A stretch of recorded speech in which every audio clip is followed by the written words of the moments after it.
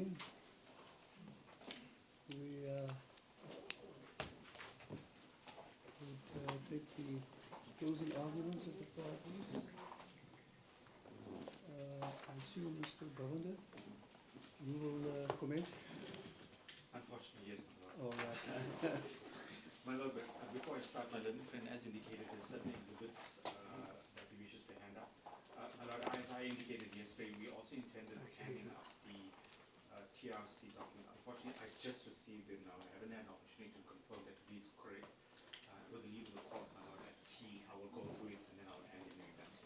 Very well. Thank you, Mr. Governor.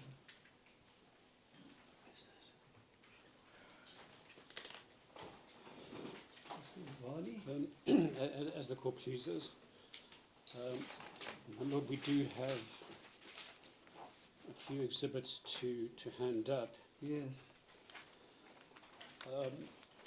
As my learned friend for the state indicated, they will be handing up certain transcripts of the Truth Commission Human Rights Violation Committee. We had agreed that that would be marked Triple J. And as soon as those copies are available, they'll be made available through Advocate Govender. Thank you. From our side, my Lord,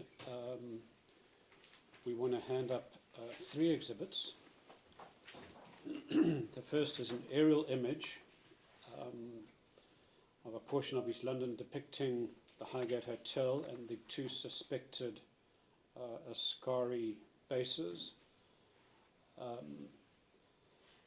We're going to mark that aerial image Triple K. My Lord, we're also going to be handing up a statement by Bernice Whitfield, which she signed this morning. I'll indicate to my Lord what that statement is about shortly. We're going to mark that Triple L. And then finally, my Lord, we're going to be handing up the video of the meeting that took place between Advocate Ntunzi Maga and the families back in, we believe it was 2006. Advocate Maga referred to that meeting in his evidence. We've also transcribed the discussions that took place in that meeting, and we're going to be marking the transcript as well as the video on a small stiffy disk as Triple M. And with the leave of the court, we'd like to hand up those exhibits, my Lord. Thank you, Mr. Rani.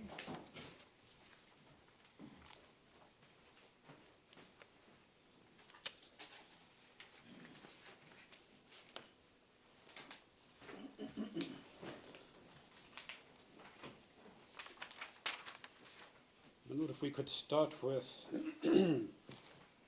Triple K, which is the Google map of a portion of East London. My Lord, we consulted with the investigating officer, Captain Vaughan Peterson, just to confirm the locations. And if my Lord looks at the bottom right of the Google map photo, you will see the Highgate Hotel almost on the border of the right-hand side of the photograph. And then if one looks at the top of the photograph, left of center, my Lord will see near the top of the page there's a guest farm called the Santa Paloma Guest Farm. And in those days it was, I believe, owned by a farmer by the name of Hempel. And just to the bottom of that guest farm and slightly to the right is apparently where the Ascari base was. And then subsequent to that, the Ascari apparently moved to premises at the Johnson & Johnson factory which is located on the far left of the page in the middle. And my lord, the approximate distances between both the Highgate Hotel and the alleged base, the Scarry Farm base at the top of the page, as well as the Johnson & Johnson factory, is approximately 5 kilometers.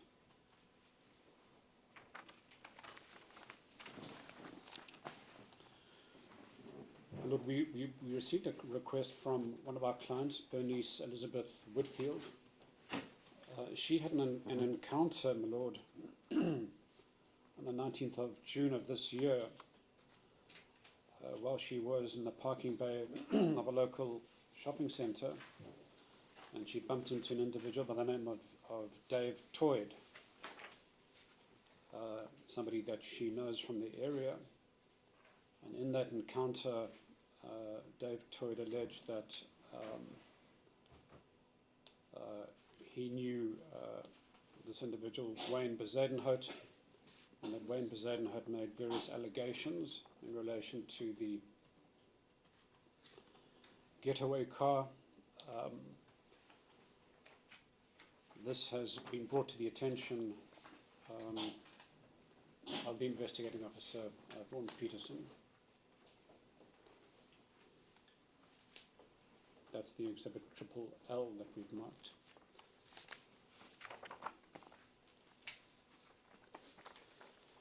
And then finally, my lord, exhibit triple M, we've supplied your lordship with a stiffy disc with footage taken by the filmmaker Mark Kaplan of the meeting that took place between Advocate Mthunzi Maga and various family members. We've also had the discussions transcribed. Lord, I should say, because we only received this footage yesterday, we haven't had an opportunity to study it in any detail. And we won't be, in our arguments at least, we won't be making any reference to this particular discussion. I did have a quick exchange with Advocate Governor for the state, and we agreed that if your lordship wishes us to make submissions, we could perhaps do that at a later stage, perhaps remotely if needed.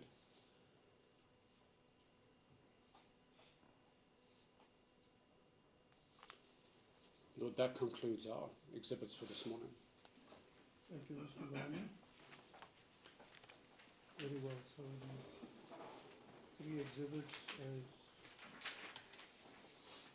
listed: triple K, triple L, triple M are then received as exhibits. Is it back to you, Mr. Governor? Yes, my lord. Very well. Thank you, my lord. My lord, my then colleagues, the state and I have prepared a written heads of argument. My lord, this morning I did hand those heads to my learned friends. Unfortunately, my lord, we were only able to finish it this morning. Yes. So the lead of the court, may I hand this in as exhibit triple K? Very well, Mr. Governor. Thank you. Yes, this is the written argument, heads of argument on behalf of the National Prosecuting Authority, which is exhibit triple N.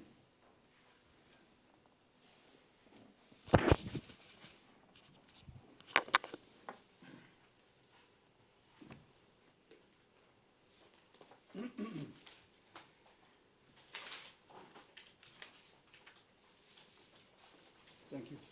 Thank you, my lord. My lord, before I do proceed with my arguments, I am indebted to my learned friends for their summary that they have compiled in respect of the evidence in this matter, as well as when Mr. Vani does address all hands up his head, attached is the list of exhibits which they have also compiled. I am indebted to them for this, my Lord. Thank you. In addition, my Lord, I respectfully submit that the evidence provided by retired Brigadier Christopher Reginald Clifford Marion that was provided to the court, or provided the court with a helpful written assessment of the investigations done over the years in the present matter, and in our respectful view, his assessment need not be repeated herein, except where relevant. With the leave of this honourable court, therefore, our submissions will be confined to the evaluation of the evidence and the findings and or recommendations that this court should make in terms of the Inquest Act 58 of 1959, as amended. My Lord, it is common cause that the Highgate Hotel attack occurred on the 1st of May 1993, in the period leading up to the 1994 elections in South Africa. The country was at that time in the throes of political turmoil, and while tensions were high, there were several attacks by opposing political factions with many innocent casualties throughout the country. During this attack, 5 deceased were killed and several others were wounded with permanent injuries and disabilities. The deceased were Stanley Hacking, Douglas William Gates, Royce Michael Wheeler, Dion Wayne Harris, and Derek John Woodfield. My Lord, the survivors of the attacks and the families of the deceased had their voices heard at the Truth and Reconciliation Commission, although this provided little solace for those who orchestrated the attack, failed to step up and accept responsibility for their actions. It is apt at this stage to specify that when we refer to the victims, we consider the term victim to be inclusive of the deceased families, survivors who were injured, and those who were not directly injured, but suffered mental anguish as well. My Lord, it is further submitted, it is important to emphasize what had been said by our courts on the nature of the proceedings before us today. We find it helpful to remind ourselves of the well-known remarks made by the court in Tumol and another versus Magistrate Johannesburg and another, that is, and I quote, "For the administration of justice to be complete and to instill confidence, it is necessary that amongst other things there should be an official investigation in every case where a person has died of unnatural causes, and the result of such investigation should be made known. Therefore, the Inquest Act provides that if there is a reason to believe that a death has occurred, that such death was not due to natural causes, and there is not followed by the institution of criminal proceeding, there shall be an inquest as to the circumstances of the death." My Lord, it is respectfully submitted that this court is seized with the requirements as set out in section 16.2 of the Act, which requires the follows: that the court has to make a findings in respect of the identity of the deceased, the causes or likely cause of the death, the date of the death, and most importantly, whether the death was brought about by an act or omission, whether prima facie involve or amounts to an offence on any part of any person. It is our respectful submission, my Lord, from the evidence that is provided before the court, the following can be regarded as proven. 1, the identity of the deceased. 2, the cause or likely cause of death. And 3, the date of death. It is further submitted that the court must consider the evidence led during this inquest to determine whether the death was brought about by any act or omission which prima facie involves or amounts to an offence on the part of the person. It is our submission that that is a question that is before this court, and the court has to determine whether evidence that has been led during this inquest will enable the court to make a finding in respect of this, my Lord. My Lord, various evidence was led during this inquest.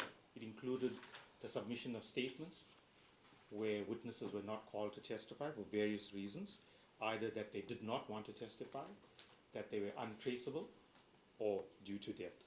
My Lord, we have listed the names of these witnesses, and with respect submit that it is not necessary to repeat these names.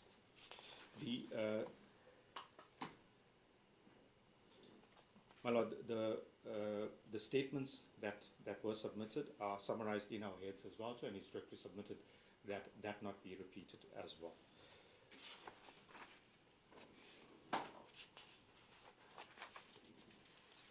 My Lord, in normal proceedings, both inquest and trial proceedings, when evidence is led, we normally test the credibility of that evidence in order to determine the admissibility thereof. This inquest is slightly different. When one considers the evidence led, or firstly, in this inquest, no viable suspect was identified, with the exception of a potential suspect being Mr. Dumasari Namasana. The rest of the witnesses who testified either was led via the state or via my learned friends for the families. It's respectfully submitted that when one considers the evidence led by the victims who suffered either physical injuries or suffered mental injuries, as well as the deceased family members, none of their evidence can be challenged, my Lord. Their evidence was what happened that night at the Highgate Hotel, what their experiences were, and in respect of the families, the effect that that attack had on them, and how they had to live with the losses they suffered with the death of their loved ones. My Lord, one cannot challenge any of that evidence. There is no evidence that can be led to dispute anything that they have said. It is therefore my respectful submission that scrutiny is not required on their evidence, and the court would not be required to pronounce a credibility on them because their evidence was not challenged. My Lord, various experts were also led during this inquest, both on part of the state as well as from the family's evidence. It is respectfully submitted that none of this evidence was able to point to a viable suspect. What this evidence did lead to is try and exclude potential theories.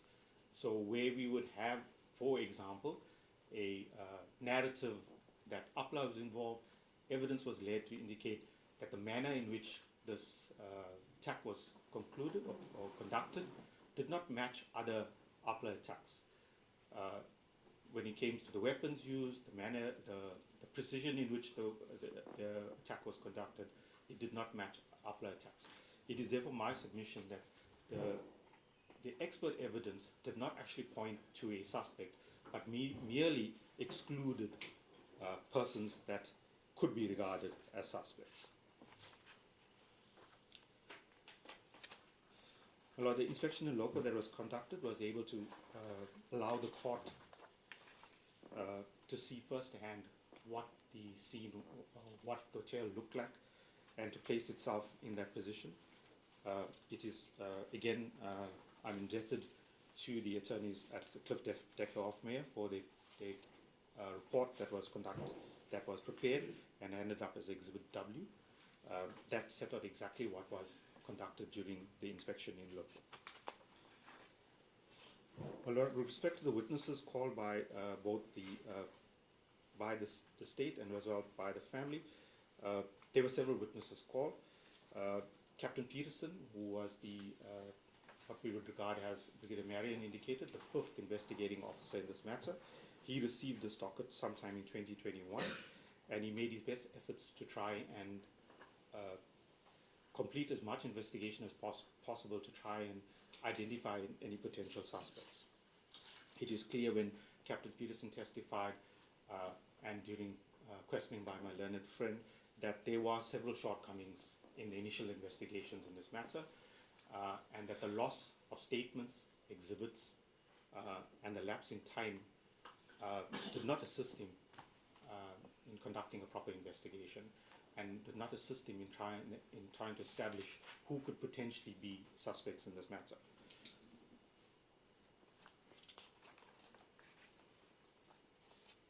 My Lord, as I indicated earlier, when it comes to the statements of the testimony of the victims, their evidence was common cause and should not require any further scrutiny.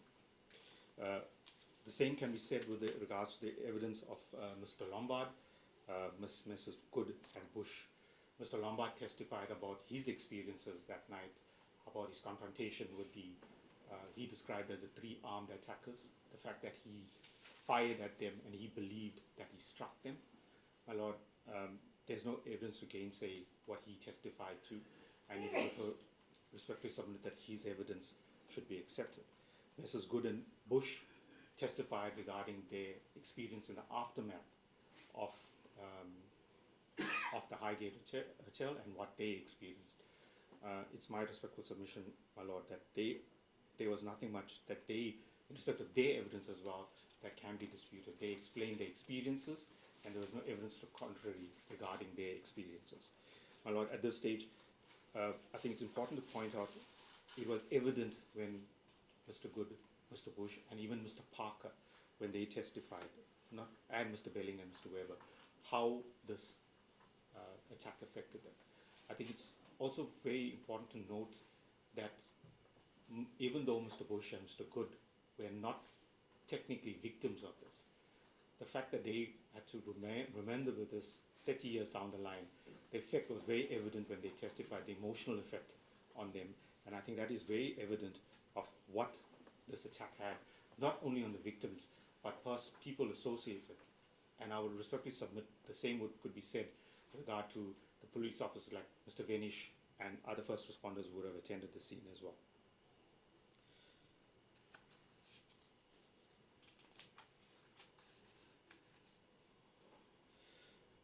My Lord, Brigadier Marion, in his evidence,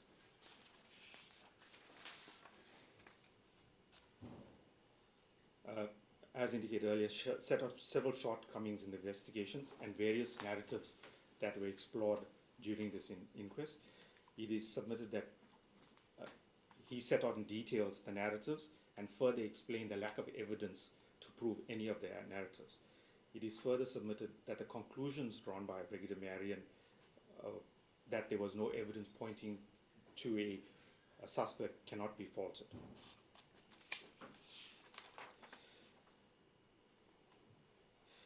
My Lord, it is my submissions that the witnesses' evidence that we need to scrutinize are as follows. The first that I would start with is Mr. De Wilt. Mr. De Wilt testified that he was the person who spoke to Mr. Weber, and that he had information, or he was given information about who the potential suspects in this matter could be. He mentioned the twins who had gone to the initiation ceremony and was bragging about the attack. It's respectfully submitted that Mr. De Wilt's evidence can best be described as double hearsay. If the stringent rules of evidence that is applied in a trial had to be applied with the evidence submitted by Mr. De Wilt, it's respectfully submitted that that evidence would be ruled inadmissible. My Lord, the next witness that I would like to bring attention is that of the former Lieutenant Colonel Stassen, who was second in command of the LCRC at East London at the time of the offence. His evidence was that he was not involved in the collection of evidence at the scene, but merely provided a supervisory role. But it was evident under questioning by my learned colleague, Mr. Vani, that Mr. Stassen stood at the scene for 7 hours, but did no supervising. It is submitted, my Lord, that Mr. Stassen gave no instructions to his subordinates regarding to the collection of evidence, and specifically regarding the fingerprinting of the cartridge cases as well as the grenade levers. And it's respectfully submitted with the loss of the fingerprint docket. It is unclear if this was ever done. Mr. Stassen indicated that if he was able to see the exhibits, he can confirm if there was any chemical testing done on these exhibits.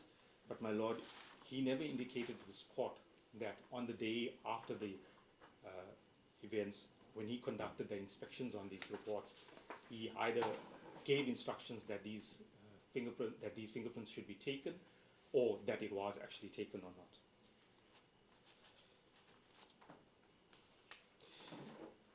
My Lord, in respect of the evidence of Mr.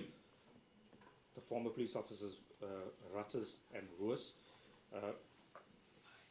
it is respectfully submitted that there is no explanation as to why these two police officers did not submit statements regarding the investigations they conducted in this matter. Yes, it's correct, they were not the lead investigators in this matter, but as Brigadier Marion pointed out in his evidence, when a police officer or any witness is involved in or has material evidence to a matter, it is expected of them to submit a statement. In this case, where two police officers are conducting, whether it is in an informal ID parade or a formal ID parade, a requirement is that a statement at least be provided explaining how you conducted this ID parade, what was the outcomes of the ID parade, who was identified, and what their role in this case could be. It is unclear why neither of them submitted a statement. What is clear from the investigation diary is that they did not submit a statement. Neither of them could indicate why this was done. It's respectfully submitted, as my learned friend had put to them when they testified. The Highgate Hotel massacre was not what would one consider a run-of-the-mill crime. Not to demean any other crime, my lord, but this was a attack that resulted in the death of 5 people, the injuries of several others. This is not a type of case that a police officer will come across often in his career. It is something that, especially when you are at the beginning of your career, and it's really something submitted that is something that you would remember, and you would remember what your involvement in that would be.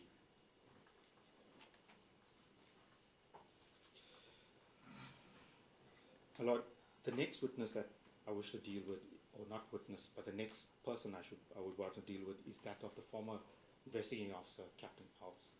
It is evident when one looks at the investigation diary that Captain Alts, or then Warrant Officer Alts, did not do a good job in the investigation of this matter.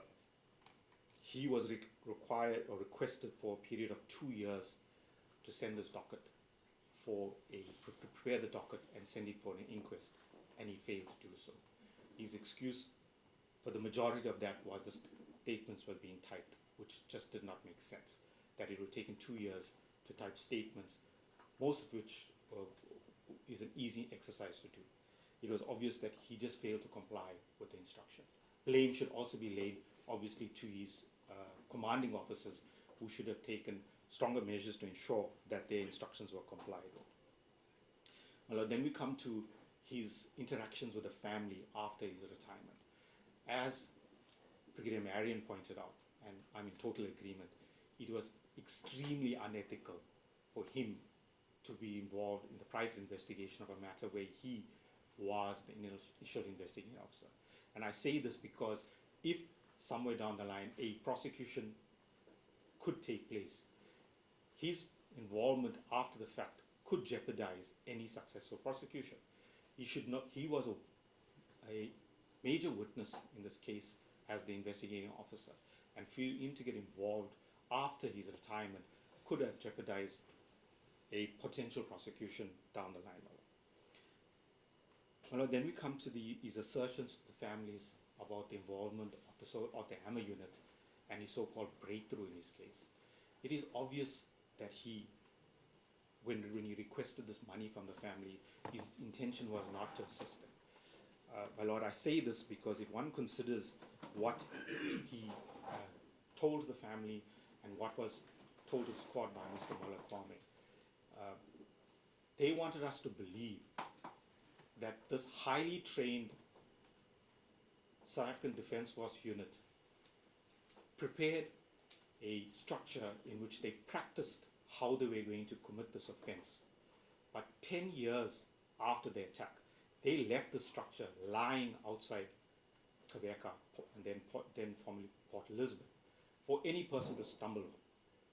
It's my respectful submission, is ludicrous. No person committing a crime will leave such incriminating evidence out in the open to be discovered. Furthermore, my lord, as an experienced police officer who, as far as I remember, when he resigned, was then part of the Hawks, or it was part of the Scorpions. If he came across this structure, the first thing he would have done was to ensure that this structure is documented, to bring out local police members to ensure that they have sight of it, that they can take photographs of it, that they can compile statements to regards to what they saw, in order for them to then link it to some people. He did none of that. He himself then doesn't depose to an affidavit explaining his findings. And then the strangest thing is, he tells the family that he has come through a breakthrough, but when he arrives back in East London, he stops seeing the family. He makes no contact with the family. It is my respectful submission, my lord, when you consider all this, the only reasonable inference that can be drawn is that Mr. Als was misleading the family when he said he found this evidence and when he made his breakthrough. It is my respectful submission that he found no evidence implicating the Hamilton. This is borne out also by the extensive investigation conducted by both Captain Peterson and Brigadier Marion, which has led us to no admissible evidence pointing to the Hammer units. Was this after he got the money? My lord, Did you say he's got the breakthrough? Was He had was taken- after he got the money? yes, from my the lord, he had, families? if my memory serves me correct, he actually told the family he required the 5,000 rand as travel expenses. So he had used that 5,000 rand. And what was even more stranger about the 5,000 rand, my lord, is that when Mr. Botha testified, he indicated he had no knowledge of that. But the check was handed to Mr. Botha, who signed acknowledgement of the check. And if I stand to be corrected, I think the check was made out. It was made out. Yeah, the check was actually made out to Mr. Botha.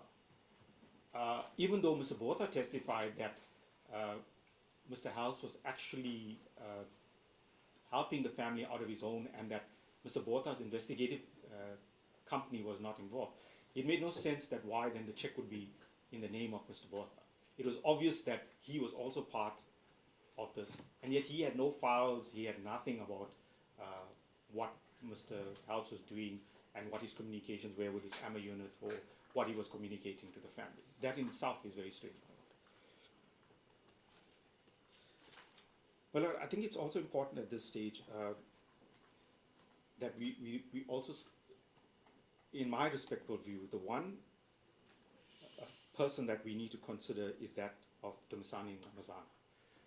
He testified in this matter. His rights were explained and he elected to retain the service of legal aid, and he was represented by Advocate Ntini. My lord, there are statements that were submitted to this court. The statement of Lieutenant Colonel Vani, which is in Exhibit D, pages 27 to 35, in which Mr. Vani claims that in paragraph 13 that Mr. Nkamazana admitted to carrying out the attack on the Highgate on the 1st of May 1993. It is respectfully submitted that the court must consider that the statement fails to clarify if any rights were explained to Mr. Nkamazana before he made that statement. At that stage, Mr. Nkamazana had been arrested for a string of robberies that he was alleged to have committed. It is unclear from that statement whether any rights were explained to him before he was questioned. It's also important to note that from Colonel Vani's statement, he was an initial suspect in this matter, and he was questioned by the South African Police Services regarding that. It therefore, because of that, the integrity of that alleged confession has to be brought into question as well. Was that, sorry, Mr. Vani, Mr. Governor, just remind me again that the other attack, let's call it that, on the Highgate, was that subsequent to this one? It was after prior this. to After was this. after this. But what is interesting, my lord, is that that was what I considered was whether Mr. Kamazana was Attack is mentioned, specifically the 1st of May 1993, which is why the reference is then made to this attack. But my lord, if you look at there's a statement from a warrant officer, Jongololo, which is also part of Exhibit D, pages 36 to 40. He states that after Mr. Nkosi spoke to Colonel Vani, Mr. Nkosi was handed over to him. And he states that Nkosi denied being involved in the attack on the Highgate. He mentioned the other attacks that he was involved in, but not this attack. It is submitted, my lord, that when the only evidence in a criminal trial is that of a confession, the court is specifically then required to look even deeply into whether a confession is made freely and voluntarily. It is very clear when one looks at the statements of both Lieutenant Colonel Vani and Jongololo that the only inference to be drawn is that that alleged confession, if subjected to the rigorous requirements in terms of Section 217 of the Criminal Procedure Act, it will not be regarded as admissible. It is my submission, my lord, that when Mr. Nkosi testified, he was very clear that he made no confession, he made no statement to Lieutenant Colonel Vani, and that he was not involved in this attack.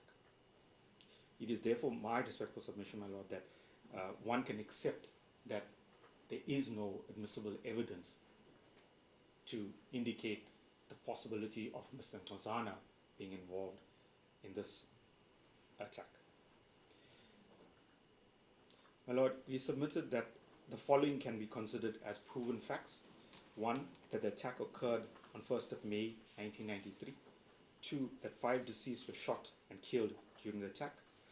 3, that several people suffered both physical and mental injuries.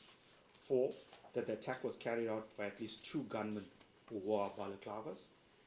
5, that the attacker used AK-47 or assault rifles, tear gas, and a grenade during the attack. And 6, that the attackers were well trained. Lord, in conclusion, it is submitted that this is an unfortunate matter, but the evidence obtained through collaboration with the families, survivors, and legal representatives, together with DPCI and NPA, has led to no indication as to who the perpetrators are. It is accordingly submitted that the court should make the following finding. 1, that the deceased are Stanley Hackett, Douglas William Gates, Royce Michael Wheeler, Dion Wayne Harris, and Derek John Whitfield. 2, that the cause of death for Mr. Hacking was bullet wounds to the chest. For Mr. Gates was bullet wound to the abdomen. For Mr. Wheeler was bullet wounds of the abdomen and chest. For Mr. Harris was bullet wound of the lungs. And for Mr. Whitfield was bullet wound of the chest and abdomen. That the date of death was 1st May 1993, and that the death was brought about by an act which prima facie involves or amounts to an offence on the part of unknown persons. Those are my submissions. Thank you, Mr. Governor.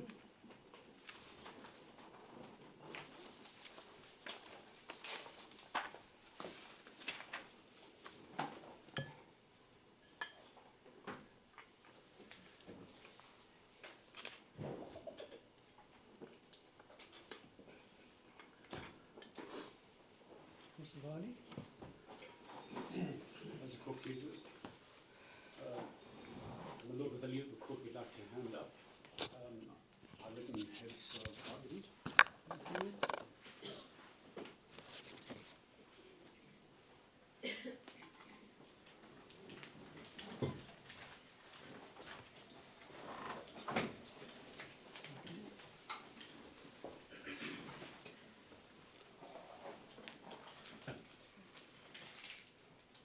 Lord, we've taken the liberty of also supplying you with a soft or electronic copy of our heads of arguments in a little stiffy disc. Besides the arguments and annexes, it includes Brigadier Marion's affidavits, as well as an electronic set of the transcripts in consolidated form.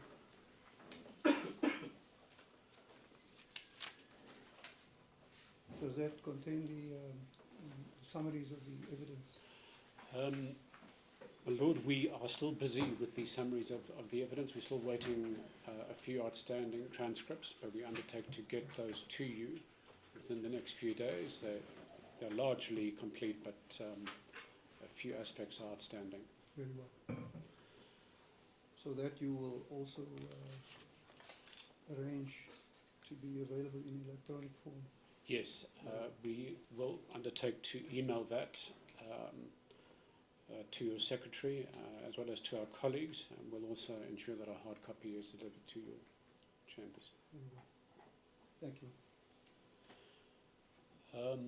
Lord, and next to our heads of argument are the following documents, and these are supplied just to assist your Lordship to navigate the evidence, given that so much has been traversed in 4 sessions over some 5 weeks. So Annex A to our heads includes a schedule of the witnesses and when they testified. Annex B is a list of the exhibits. Annex C is a very basic chronology of events. Annex D was meant to be the summaries, that, as mentioned, that's still coming. And then Annex E is a list of missing items of evidence. My Lord, that was highlighted in Brigadier Marion's evidence when he testified on Tuesday.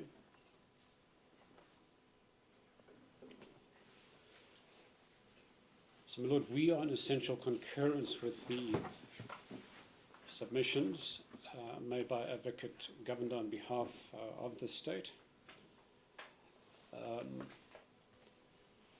And having said that we're essentially on the same page, I'll commence with our heads of argument. My Lord, this inquest concerns an armed attack on innocent civilian patrons at the Highgate Hotel in Cambridge, East London on the night of 1st May 1993. On that night, my Lord, 5 unarmed civilians who were socialising, drinking in 2 of the bars of the hotel, were shot dead and 7 others seriously injured. Unidentified gunmen burst into 2 bars and unleashed a hail of bullets at the unsuspecting patrons. The families of the 5 deceased were forever denied their love, companionship and support. The lives of the 7 injured were forever changed. They were disabled and endured unspeakable pain. Apart from the support of their families and close friends, they had to largely fend for themselves over the years. The survivors and families have struggled for more than 32 years for truth, justice and closure. Lord, they were terribly let down by a substandard investigation carried out by indifferent and at times incompetent police investigators. The Truth and Reconciliation Commission was unable to provide any answers.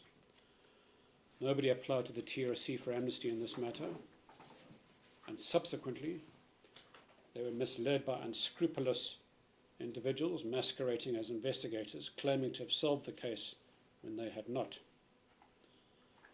The survivors and families have grappled with unanswered questions and unresolved grief for decades. During this time, they continued to fight for truth and justice, which ultimately resulted in the National Director of Public Prosecutions announcing the holding of an inquest, as required in terms of Section 5 of the Inquest Act. That announcement was made on the 14th of March 2024. Well, Lord, we note in particular that this is not a reopened inquest, unlike the other inquests we've seen in recent years into the deaths in detention of Ahmed Timol, Imam Harun, Hussein Hafaji, and Neil Agate. Indeed, it is the first inquest held on this matter, and the fact that no inquest was held for more than 3 decades speaks volumes. It is a damning and shameful indictment on South Africa's post-apartheid justice authorities. Lord, it is most regrettable that the identities of those behind the massacre have not come to light during this inquest. Nonetheless, this inquest has provided a very important platform for the survivors and families to tell their stories and to be acknowledged after so many years. The inquest has uncovered a litany of investigative blunders that, in our respectful views, seriously undermined the quest for truth and justice. It has also explored various narratives or theories that may serve to explain this horrific incident. The structure of our closing argument, we're going to be covering the following topics. We're first going to look at who the victims, survivors and family members are. We're going to look at the opening of this inquest. We're going to provide some factual background. We're going to be looking in some detail at the systemic, investigative and institutional failures. We will then briefly revisit the narratives. There is a mistake there. We won't be dealing with the probabilities, and in our conclusion, we will be essentially supporting the submissions made by our learned friends for the state. Starting with who the victims, survivors and family members are. The victims and survivors of the Highgate Massacre, each with their own unique lives and aspirations, were deeply impacted by this senseless, murderous attack. Royce Michael Wheeler was a 46-year-old married man at the time of the attack. He was shot and killed. Derek John Whitfield was a 42-year-old married man and a respected businessman at the time of the attack. He sustained a bullet wound to the chest and abdomen which resulted in his death. Stanley Hacking was a 65-year-old widowed father. He was a regular patron at the Highgate. He sustained bullet wounds to the chest which ruptured his heart and lungs, resulting in his death. Dion Wayne Harris, the youngest deceased, was a 26-year-old man with a very bright future ahead of him. He was watching rugby on the day of the massacre. He sustained bullet wounds to his right and left lungs, which killed him. Harris would have celebrated his 27th birthday on the 13th of May, which was also the date that his sister, Lindeen Page, who's with us in court today, my lord, was due to give birth to his first niece. Douglas William Gates, a well-known and loved figure in East London, was 66 years old at the time of the attack. 56 years old. I beg your pardon, my lord. Lindeen Page was about to give birth to Dion's first nephew, not niece. Returning to Douglas William Gates, he was 56 years old at the time of the attack. Gates had a deep love for animals and worked at the SPCA. He sustained a bullet wound to his abdominal wall, rupturing the blood vessels in his groin and buttocks, which led to his death. Turning to the survivors have described how their lives were not only devastated on the night in question, but in the decades that followed. The immediate aftermath of the massacre left them and the victims' families not only dealing with catastrophic physical and psychological trauma, but also confronting a justice system that would systematically fail them for over 3 decades. Neville Baling was just 20 years old at the time of the attack. He is a survivor. He is permanently disabled as a result of being shot. He sustained multiple gunshot wounds to his left arm, leg and back.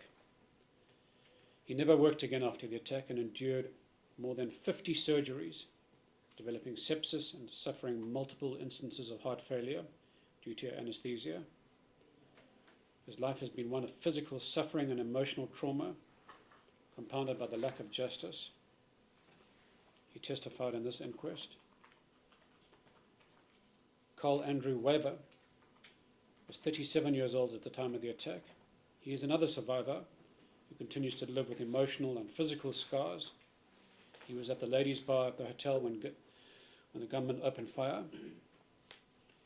He was also shot, which resulted in his left arm being amputated below the elbow, rendering him partially disabled with only 40% functionality in his remaining right arm.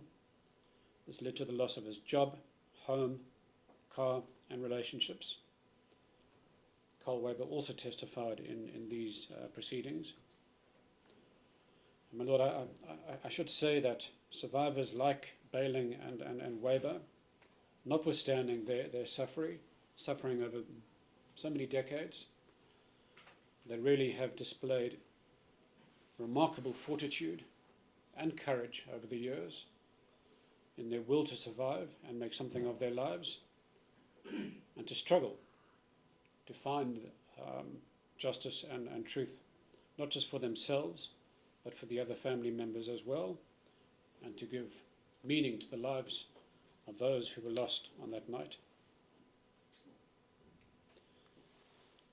My Lord, the state's indifference to this attack was exemplified when Weber was initially denied a disability grant, with authorities arguing that he still had one functional arm and both legs, receiving only 460 rands per month after legal intervention.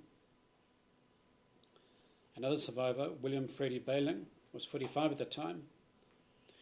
He went to the hotel with his brother Keith. They went to the public bar where they intended to play pool.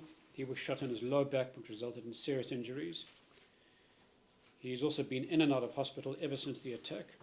He has not gone a single day without pain since the Highgate Massacre, and says that he has never been able to return to work since.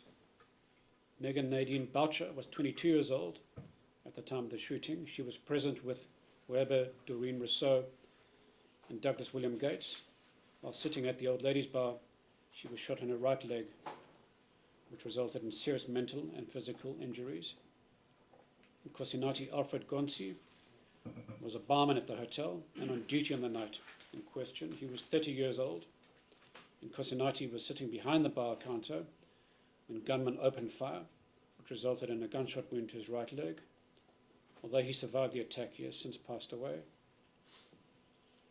Doreen Rousseau, another survivor who has since passed away, was at the hotel having a drink with a colleague when gunmen opened fire.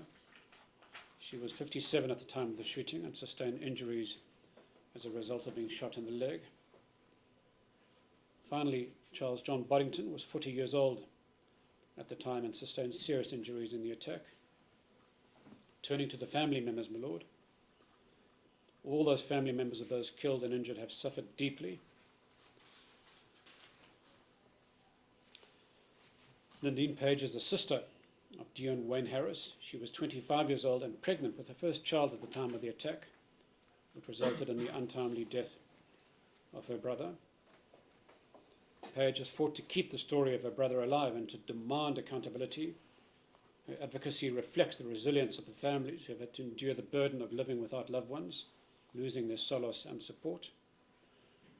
Bernice Whitfield was left without money or food to support her 3 children after her husband Derek's death, with no insurance payout. 10 months later, and tragically, she lost her 20-year-old daughter Chantel in an awful hit-and-run incident that the police never meaningfully investigated. Yvette Wheeler, the daughter of the late Royce Michael Wheeler, confirmed that her father was the sole breadwinner of their household when he was murdered, and their family lost their house after his death. She could not afford to go to university as a result of the dire economic impact of losing her father. My Lord, the prolonged delay in addressing the Highgate Massacre has meant that some family members are not with us here today. Among those we have lost include the parents of Neville Bayling, Neville Bayling Sr., who passed away on the 8th of June 2016, and Zilla Bayling, who passed away on the 24th of November 2017. The father of Lindeen Page and the late Dion Wayne Harris, Neville Henry Harris, died on the 22nd of July 2023. Lindeen's mother, Cynthia Lynette Harris, passed away on 18th August 2002. My Lord, in the written heads, those dates have been mixed up. My Lord, Is that 31.2 on page 9? yeah, that's 31.2. The dates should be swapped, my Lord. Should be the other way around. Other way around, exactly. All right. Thank you, Mr. Byrne. My Lord, these parents and family members went to their graves without closure, Lord, let's turn to the opening of Inquest. As the Appellate Division has observed in Murray Eno versus Tilly, we've supplied the citation in footnote 9. The underlying purpose of an inquest is to promote public confidence and satisfaction, to reassure the public that all deaths from unnatural causes will receive proper attention and investigation, so that persons responsible for such deaths may, as far as possible, be brought to justice. In Timel and another versus Magistrate Johannesburg, also relied on by our learned friends for the state, it was held that the inquest must be so thorough that the public and the interested parties are satisfied that there has been a full and fair investigation into the circumstances of the death. My Lord, in the reopened inquest into the death of Ahmed Esop Timel, which was reopened during 2017, the Gauteng High Court revisited a 1972 death and security detention and overturned the original inquest finding of suicide, substituting it with a finding of murder by various police officers. The reopened Timel Inquest Court emphasised that an inquest goal is truth-finding and that the families of victims have a right to have the full circumstances investigating, notwithstanding the lapse of time. In the Neil Agate Inquest, reopened in 2019, as well as the Hussein Hafaji Inquest, reopened in 2021, and the Imam Harun Inquest, reopened in 2022, similar approaches were taken. In those inquests, the courts weighed new forensic analyses and witness accounts against the original records and made findings assigning responsibility to members of the security police for those deaths.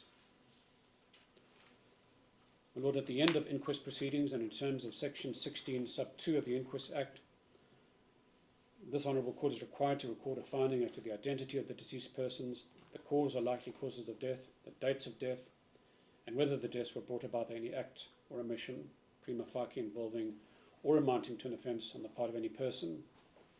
Should the court be unable to record any such finding, it is required to record that fact. The Inquest Act does not require the court to identify a perpetrator by name if the evidence does not permit it, my Lord. A finding can be made in respect of unknown persons or a particular group of persons, if that is when the evidence shows on a prima facie basis. The authority is in footnote 18. This inquest was eventually convened in early 2025 with the holding of 4 sessions over some 5 weeks of hearing. My Lord, we sat from Monday 27th January of this year to Friday 7th of February. We reconvened on the 24th of March 2025 and sat through to the 28th of March 2025. And our third sitting was from Monday 11th August 2025 to Wednesday 13th August 2025. And then finally, my Lord, we sat this week, Monday 1st September to the present date. So that's 4 sittings, my Lord, and we estimate that the court has devoted nearly 5 weeks to this matter, a substantial period of time. My Lord, let's turn to the factual background. As mentioned, my Lord, on Saturday, 1st of May 1993, at approximately 2200 hours, the Highgate Hotel was the scene of a brutal and coordinated attack. Armed assailants opened fire on patrons with AK-47 automatic rifles and also deployed tear gas and an F1 hand grenade, creating chaos and terror. In the 32 years since the massacre, no one has been arrested or prosecuted for this crime, and the identities and motives of the attackers have remained a mystery. Nobody applied for amnesty at the TRC. Initial responsibility was attributed to APLA, the armed wing of the Pan-African Congress, by the authorities and the media. However, APLA's involvement has been denied, and stark inconsistencies between this attack and APLA's known tactics have been noted and have been fully explored during the proceedings of this inquest. The families had high hopes that the TRC would get to the bottom of the massacre. Indeed, some of the family members, including Neville Belling, testified before the Human Rights Violation Committee in East London on 10th of June 1997. However, the TRC left the families disappointed. Unfortunately, my lord, the TRC final report confused the 1993 Highgate massacre with the 26 March 94 hand grenade attack by Mr. Dumisani in Kamazana in the Highgate Hotel, in which nobody was injured. The TRC lists those killed and injured in the 93 attack and stated that Augustine Zukile Mbambo and Kamazama applied for amnesty for the 1993 attack. This was a mistake, my lord. In fact, they applied for amnesty for the 1994 attack. The lack of investigative feedback compounded the suffering. Survivors repeatedly testified that they were never properly consulted or briefed by police or prosecutors in the aftermath of the massacre. This failure, my lord, entrenched a sense of exclusion from the justice system and deepened the perception that the victims were collateral damage in a political transition rather than as citizens entitled to protection and accountability. My lord, let's now turn to the early interactions with the authorities and the APLA theory that emerged almost on the same day that the attack took place. Initially, my lord, our clients, the survivors and family members, accepted the widespread media and police attribution of the massacre to APLA. Neville Belling testified that he believed this narrative until 2025, when during a mediation with former APLA commander Letlapa Mhlapslele,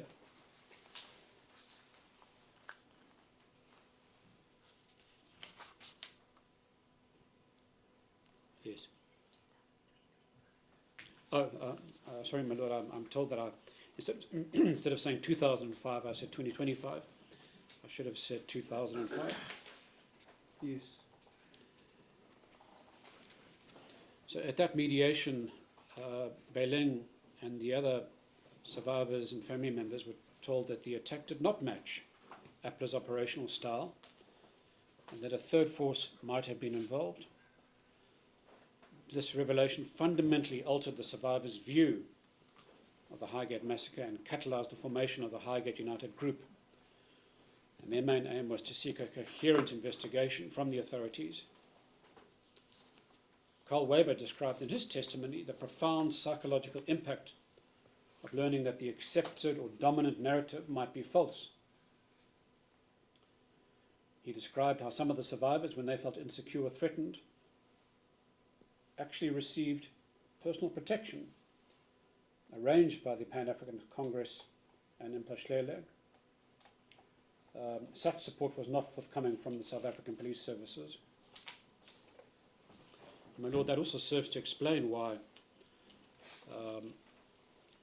Carl Weber and some others actually joined the Pan-Africanist Congress at that time. Lord, we're briefly going to discuss the role of Dr. Tessa Edelman, more popularly known as Teresa Edelman, and the advocacy which she helped to mobilize. Dr. Edelman, her involvement marked a critical turning point in the quest for justice. Her December 2006 memorandum to the NPA formally requested renewed investigation and regular quarterly updates. So this represented the first systematic attempt to re-engage official channels. She helped to organize the first gathering of survivors in September 2006 at the Kenaway Hotel. This was their first meeting in 13 years, when an emotional reunion exposed deep anger and confusion among survivors who had all along firmly believed that APLA was responsible. Dr. Edelman's support extended far beyond organising meetings to encompass comprehensive advocacy and personal care for survivors over 2 decades. Through the Spirals Trust, Lord, this was an organisation that Dr. Edelman and others set up to continue the work of reconciliation started by the Truth and Reconciliation Commission. So she helped to facilitate reconciliation processes, including the 2005 mediation between the survivors and former APLA Director of Operations, Mhloshlele. She provided extensive personal support to survivors like Neville Beling, facilitating his medical treatments, surgeries, and accommodations during health crises, while highlighting his immense courage and resilience despite overwhelming physical and emotional trauma. She also documented the severe neglect experienced by the survivors, revealing that, contrary to assumptions about white victims having adequate insurance or financial stability, many actually lived in dire poverty, such as Francina Wheeler, the widow of Royce Michael Wheeler, who resided, my lord, in a garage without running water, as she had received no insurance payout. Dr. Edelman, her work involved coordinating multiple families and survivors, as is apparent from her 2006 memorandum, ensuring that they remain collectively engaged with authorities and maintaining detailed records that would later prove important for this inquest. Lord, let's now turn to the role of Captain Darrell Else. As my learned friend for the state has pointed out, he was an investigating officer from the 13th of May 1994 through to the 5th of December 1998 on this matter. My Lord, we are in agreement with the criticism levelled by Advocate Govender against Darrell Else. In 2007, the survivors, desperate for answers, led them to fund their own investigation. They raised 5,000 rand to send now retired Captain Darrell Else on an investigative mission to Port Elizabeth and Cape Town. And while on this mission, Else claimed to have discovered evidence linking the attack to military-trained operatives of the Hammer Unit, who, according to him, had a training site near Addo Elephant Park, where there were structures mimicking the Highgate Hotel, which was apparently used for training. And he passed on this information in a telephone call to Neville Beling. And yet, my lord, when he returned to Port Elizabeth, he simply cut off all communications with Neville Beling and the other survivors and family members, leaving them terribly traumatized. Now, Elsa's investigation, on the face of it, produced tantalizing, but as we say, ultimately unverifiable leads, including claims about one Wayne Grobler allegedly confessing to driving the getaway vehicle, and a Peter John Wust Hall as giving the order for the attack, along with the involvement as participants Major General C.P. van der Westhuizen, André Struwig, Captain F.P. Dupree, Sergeant A.M.D. Holm, and others.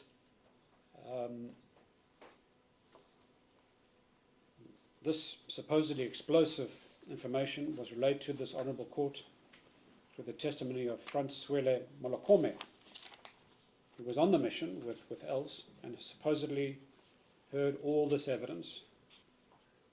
He confirmed he was at the Grobler House in Cape Town. We know from the investigations of Captain Peterson that Grobler later denied ever meeting Else and Molokome, or even having resided in Cape Town. And my Lord, Molokome was not a credible witness. and we are of the view that his evidence can be safely dismissed. My Lord, in relation to else, we would go further. He not only misled the families, my Lord, we would say that he acted fraudulently. He took money from families who were not well-to-do individuals, and he misrepresented what he found, claiming to have solved this case and even to have identified the suspects. My Lord, that was fraudulent conduct. My Lord, let's turn to other experiences suffered by the survivors and families.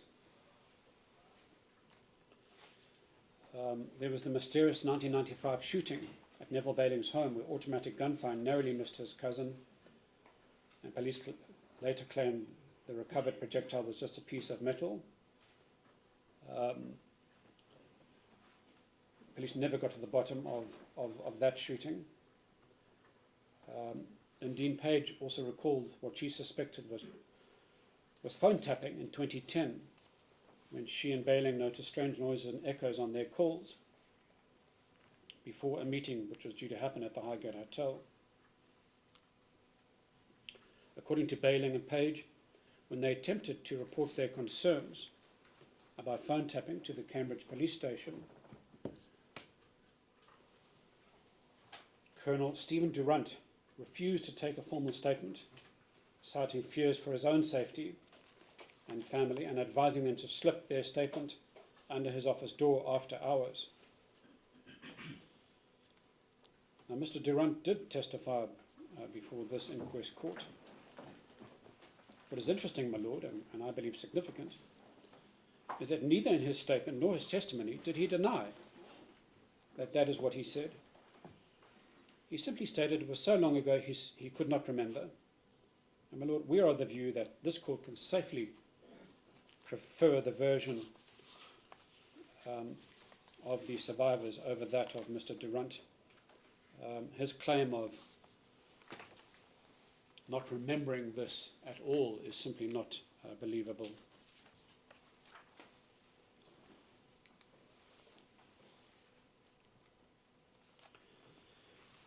Then the survivors and victim families had encounters with various informants and witnesses. And again, my Lord, they to quote Brigadier Marion, they were often led up the garden path. According to Page and Belling, one Frederick Doug Petzer told them that his brother Sergeant Zich Petzer warned him that it is going down tonight, talking about the attack at the Highgate.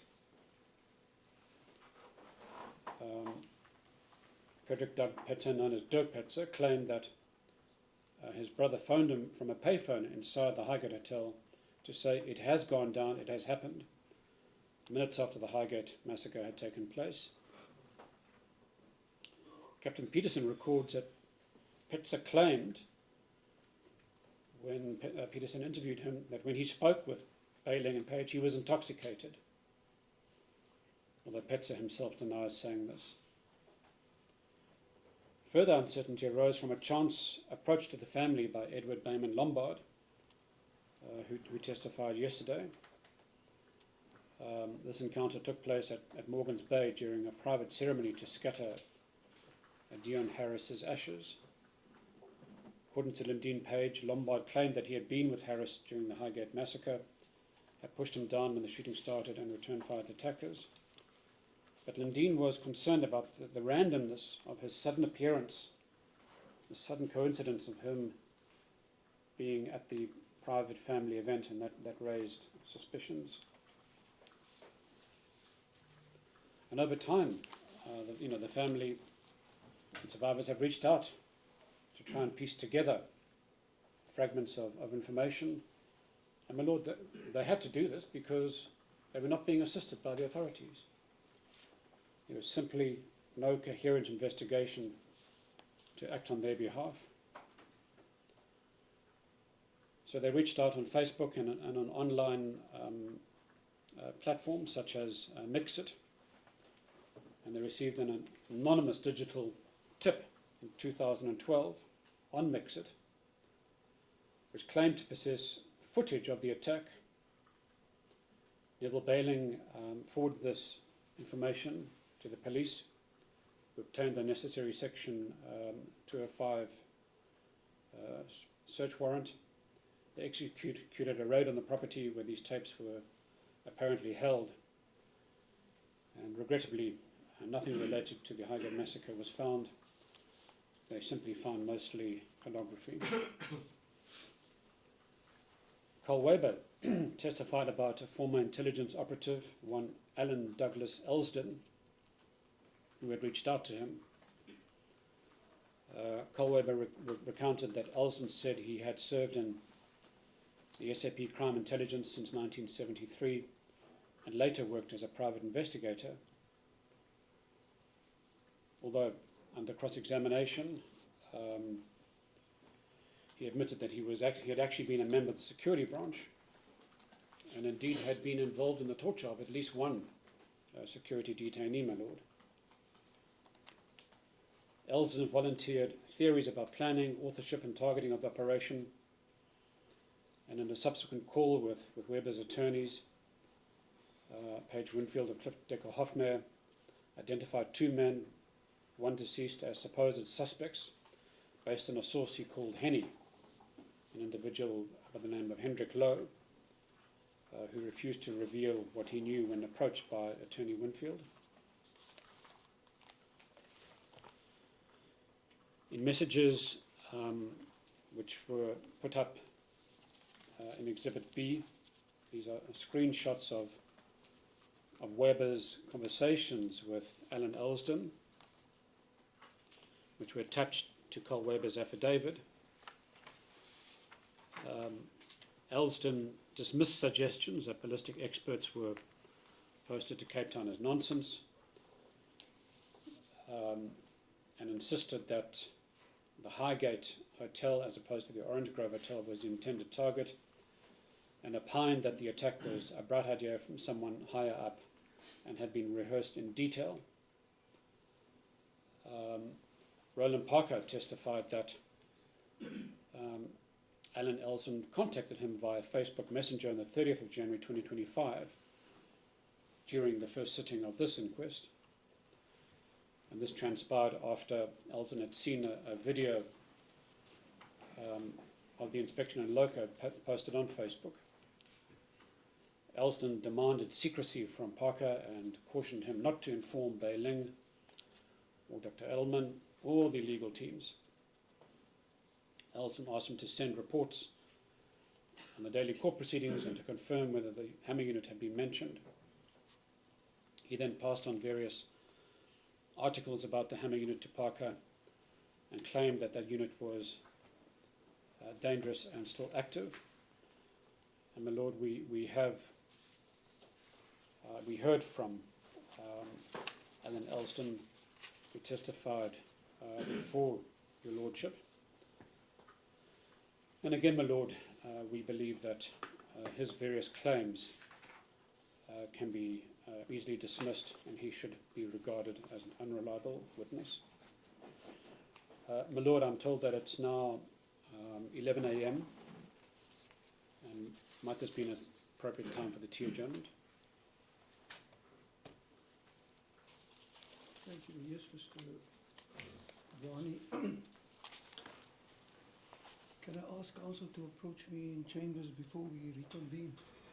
As the court pleases. We'll take the morning agenda. Mr. Varney.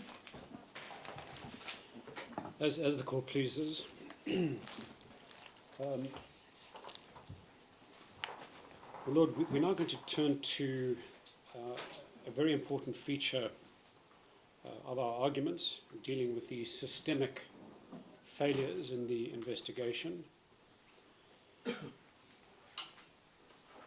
And luckily, my lord, we recently heard the evidence of the family's private investigator, Brigadier Clifford Marion.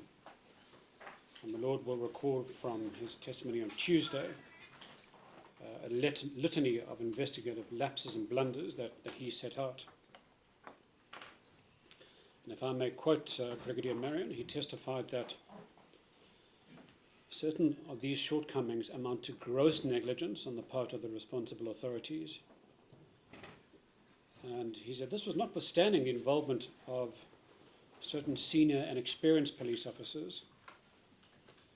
And he summarized multiple lapses, including one, the crime scene itself was not properly investigated, such as little or no effort being made to lift fingerprints from the spent cartridges and the grenade and tear gas canister levers, and the fact that elimination prints were not taken. Crucial evidence such as the ballistics and fingerprints evidence was lost. We will return to that aspect shortly. Important statements linking identity photo parades were not completed. The docket was dormant and seemingly missing for several years, resulting in virtually no investigations during a period of more than 11 years from December 1998 to August 2010. In addition, there were unexplained and lengthy investigative delays, indicating, my Lord, that the investigations were conducted with little or no urgency. Brigadier Marion highlighted certain key aspects that, in his view, were not investigated, such as the alleged call by the so-called Carl Zimbiri to the Citizen newspaper on the 3rd of May 1993. My Lord will recall that according to Brigadier Marion, even at that time, those calls could be traced by attending at the local exchanges. Brigadier Marion made a similar criticism in relation to the call allegedly made from the Highgate hotel phone booth on the morning of the massacre. That call was also not traced. According to Marion, if those calls had been traced, potential leads could have been pursued. Investigators would have known at least the phones that were being communicated with. The vehicle number plate, the individuals who made those phone calls apparently left in a vehicle with a number plate XB3. As Marion mentioned, although the actual number plate was not known, they could have narrowed their search, given that there couldn't have been that many, I believe it was Mazda or Ford Bucky, blue and white colour, if I remember correctly. They could have narrowed down the list of vehicles that matched that description. And of course, fingerprints not lifted from the AK-47 cartridges or the flyer levers of the grenade and tear gas canister. Marion pointed out that suspects often leave trace prints on ammunition while loading it. Such prints could have been matched against the AVIS system, which was introduced in 2000, or the Home Affairs AVIS system database. However, there's no evidence suggesting that such items were tested for prints, and not a single officer on the scene confirms or states that this happened. Captain Peterson, in his evidence, characterized this lapse as a serious blunder, really highlighting the magnitude of this negligence, particularly when one contrasts the elaborate elimination exercise that apparently followed, where 64 individuals, suspects, apparently APLA suspects, and whose prints could not be matched against the negligible or non-existent scene evidence. Several police officers who were involved in the crime scene investigation, such as taking or running photo ID parades with various witnesses, they didn't make statements. A point also made by my learned colleague for the state. These included Warrant Officer Venkila, Sergeant Ritters, Warrant Officer Roos, and Sergeant Else. Sergeant Bosser, who attended the crime scene between 1st of May to 2nd of May, he only submitted his affidavit some 31 years later, on 3rd February 2025. Sergeant Brandt, the explosive expert who attended the scene, he didn't submit an affidavit either. Coming back to Sergeant Wayne Xavier Ritters, he conducted photo IDs with various witnesses soon after the attack. Now, he testified that he normally would have compiled a statement documenting the identifications. He said this was standard procedure, and he can't recall whether he made a statement or not. But he admitted that the omission was disturbing given the high-profile nature of a case involving 5 murders. Warrant Officer David Henry Roos also conducted photo ID parades in which positive IDs were made. He made no statement in connection with his investigations. When Roos testified, he claimed to have no recollection of his investigative steps. This complete absence of memory of his involvement in this investigation, my Lord, it really exemplifies the chaotic and shockingly poorly documented nature of the initial investigation. Dean George Venish, the Lord will recall that he was a constable or a lance sergeant in the dog unit in 1993, and he was one of the first responders on the scene. The Lord will recall that he witnessed an injured patron on the steps, the entrance to the hotel. He referred to the attackers as those bloody whites. No statement was taken from Venish until 2012, nearly 19 years after the incident. And when Venish testified before this Honourable Court, he expressed surprise at this delay, stating, "I was surprised that nobody was coming." Marion also pointed out that certain affidavits were missing from the docket, including that of Captain Schwartz, who attended the crime scene between 3rd May and 12 May 1993. Another statement missing was that of Colonel W.J. De Lange of the security branch, whose affidavit was apparently filed as per A51 in the docket. And according to the evidence, this prompted the arrests of Ngolile Ngabane and Dumisile Nontgokwene. A pretty important affidavit, it seems, and yet it's missing. We have no idea why those 2 individuals were arrested, because that affidavit is no longer in the docket. Moreover, 4 warrants of arrest were missing from the docket. The docket is also entirely silent why Ntulilizeli Mama was arrested and charged on the 29th of April 1994, and then charges withdrawn against him on the 2nd of May 1994. Because of the absence of information, we are none the wiser as to why that individual was arrested, charged, and then subsequently those charges were withdrawn. Astonishingly, my Lord, all the ballistic evidence, including all the cartridges, with the exception of the projectile recovered from Beiling, was stolen from the Cape Town Post Office, either on 14th or 15th July 1995. Colonel Victor Jacobus van der Merwe, who prepared the ballistic report, expressed bewilderment that someone would target a package containing spent cartridges with no commercial value. And as he testified, the loss of such important ballistic evidence gives rise to deep suspicion. Was this in fact just a communal garden theft, or were these cartridges specifically targeted?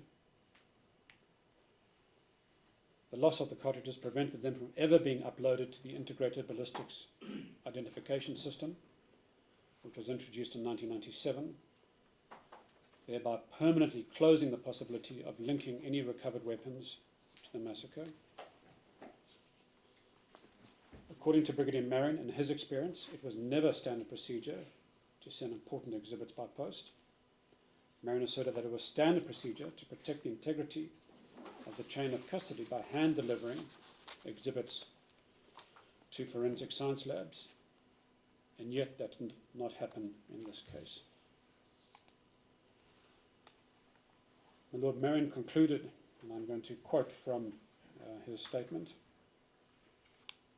"This investigation was grossly substandard.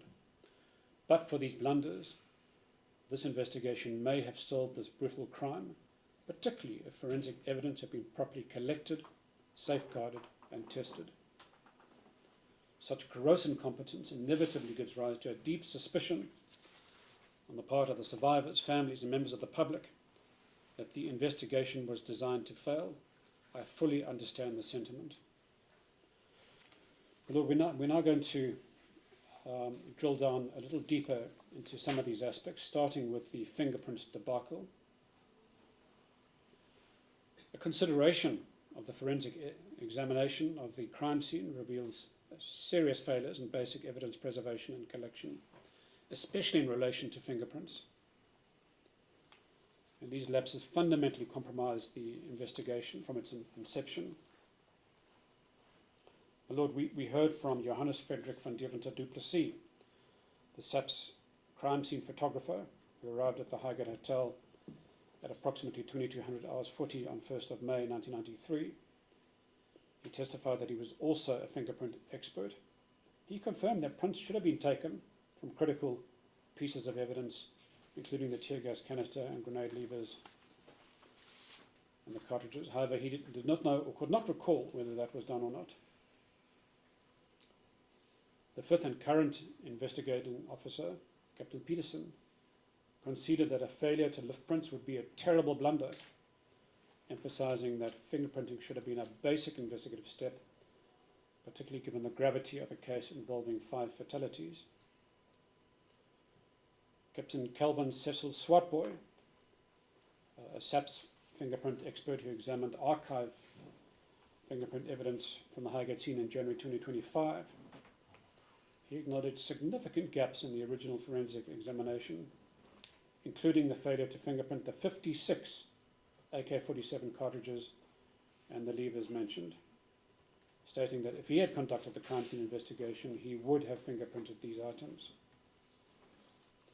The investigation diary entry at C6, dated 2nd May 1993, stated that prints were lifted from the scene, yet by the start of the inquest, no records or documentation confirming this had been uncovered. And when Captain Peterson contacted the LCRC office, they claimed that a rainstorm had destroyed many records at the former Oxford Street premises, which apparently explained why they could not find this documentation. However, a search for the missing exhibits that was started on 27 January 2025 through the LCRC archives, an envelope containing 7 foilines from the scene of the massacre was discovered on 30 January 2025. My Lord, the evidence of Captain Swartboy is that the foiline was so poorly stored that it was rendered completely unusable. My Lord will recall that Captain Swartboy talked about the need to store such delicate and fragile evidence in rooms where the temperature is maintained at a constant level, and the need to ensure that the foilines don't touch each other, where the chemicals can seep into each other. And it seems that those standard procedures were not observed. It begs the question, my Lord, as to how such crucial exhibits could have been found after a relatively short period of time, only 3 days, and further as to how such critical evidence could have been stored so ineptly as to render it worthless. The original LCRC docket, containing critical information like photo logs and evidence chain documents, have never been located. Du Plessis said, well, the office had moved 3 times in 1993, But in our view, my Lord, that does not in any way provide a justifiable explanation. The investigation diary entry at C6, dated 2nd of May 93, confirmed that Lieutenant Stassen, Sergeant Nordier and Constable Duplessis attended the scene the previous evening to conduct forensic analysis. And well, of course, they were there through the morning, the early hours of 2nd of May as well. Duplessis confirmed his role, that was limited to photography, while Stassen and Nordier were responsible for the actual fingerprint collection. Consequently, as we heard from our friends for the state, Stassen, who was a lieutenant at the time, was the senior fingerprint officer. He became a crucial missing link in understanding the forensic failures. Stassen's inability to confirm whether critical evidence was fingerprinted, despite being the senior officer responsible for the forensic investigation, exemplifies the systematic breakdown in evidence collection and documentation. His admission that he gave minimal instructions to his team and did not follow up on whether chemical fingerprinting was subsequently conducted represents a fundamental abdication of his supervisory responsibility. My Lord, I would describe it as gross neglect. The absence of proper command structure compounded these failures. According to Stassen, Lieutenant Colonel Knutzer, the LCRC commander, arrived at the scene but immediately departed upon seeing Stassen present. So Knutzer felt that it was okay to leave a lieutenant to supervise a mass murder scene without oversight. Another abdication of responsibility. This created a situation where, as Stassen explicitly admitted, nobody was responsible for ensuring Sergeant Nordier performed his work properly, with Nordier working on his own time, despite Stassen outranking him as a lieutenant to Nordier's rank of sergeant. This reveals a complete breakdown in chain of command and quality control at one of the most serious crime scenes in East London's history. The forensic investigation's credibility was further undermined by Stassen's contradictory testimony about his activities during, on his version, his 7 hours at the scene. This he claimed in the YouTube post. And in that YouTube post, he said he was incredibly busy. But when he was under cross-examination, he conceded that he didn't carry out an initial scoping of the scene and spent virtually all of his time outside the hotel talking to his colleagues. He claimed, quite unbelievably, that his subordinates needed no supervision as they were experienced. A further entry at C55, dated 27 May 1993, noted that fingerprints and palm prints were taken from potential suspects and handed to the LCRC with an elimination report pending, yet no such report exists in the docket. My Lord, it is little wonder that Brigadier Marion was moved to describe the crime scene and subsequent investigation as a disgrace. Turning to the ballistics and explosives failures, the bungling of the handling of the ballistics evidence eliminated any possibility of linking the weapons used to their sources or to other crimes. As stated by Mr. van der Merwe, the ballistics expert who analysed the crime scene, it revealed that the original forensic docket contained all ballistic exhibits, including the 56 spent cartridges, bullets, reports and covering letters, and as mentioned, these were all stolen out of the Cape Town Post Office in July of 95. This meant that the cartridges and their head stamps, which we heard from Van der Merwe, could have identified the country of origin, the manufacturer, and lot numbers of the ammunition. That could never be analysed. According to Van der Merwe, such evidence could have been used to trace whether the ammunition came from domestic sources, like Pretoria Metal Pressings, PMP, or foreign suppliers. Van der Merwe determined that at least 2 AK-47 rifles were used in the attack, with 19 cartridge cases matching one weapon and 28 matching the second weapon. But as mentioned above, the theft of these exhibits meant that they could never be uploaded to the IBIS system, thereby forever eliminating any possibility of future matches, if the weapons were ever recovered. My Lord, we also heard yesterday from Mr. Edward Bayman Lombard. My Lord will recall that according to his testimony, he fired several shots on the night in question using his revolver. According to Mr. Lombard, the police never collected his revolver for ballistic testing.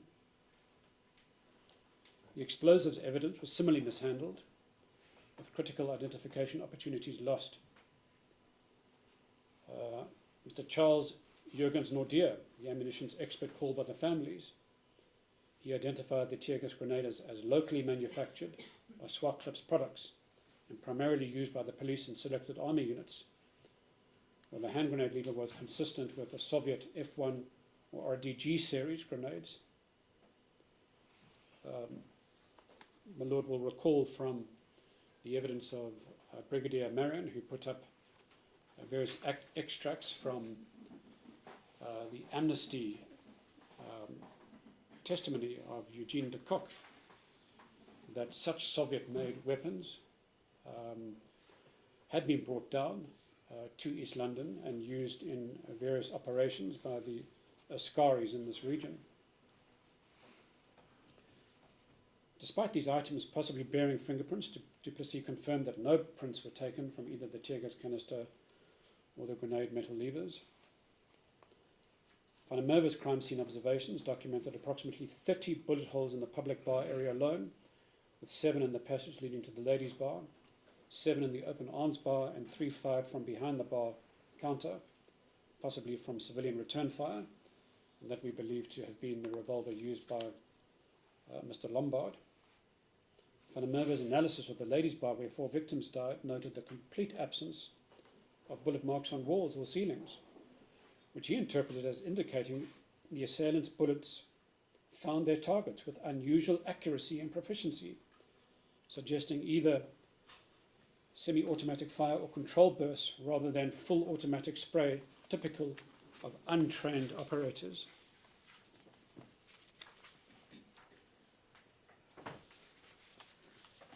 Van der Merwe explained that AK-47 cartridges from Russian or Chinese origin often included minimal markings, sometimes merely numbers such as 531, while South African manufactured ammunition from PMP could be distinguished by specific characteristics.